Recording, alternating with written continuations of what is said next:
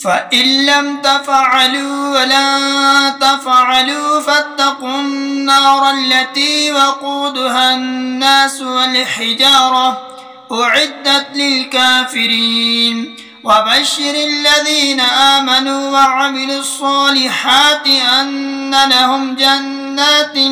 تجري من تحتها الأنهار كلما رزقوا منها من ثمرة رزقا قالوا هذا الذي رزقنا من قبل وأتوا به متشابها ولهم فيها أزواج مطهرة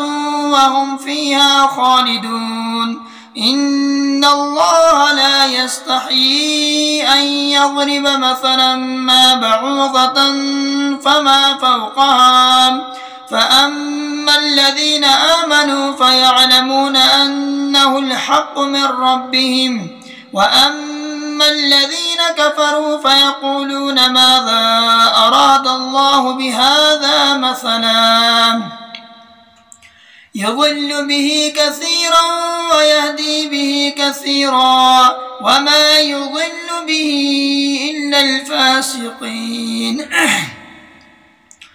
الذين ينقضون عهد الله من بعد ميثاقه ويقطعون ما أمر الله به أن يوصل ويفسدون في الأرض أولئك هم الخاسرون كيف تكفرون بالله وكنتم أمواتا فأحياكم ثم يميتكم ثم يحييكم ثم إليه ترجعون هو الذي خلق لكم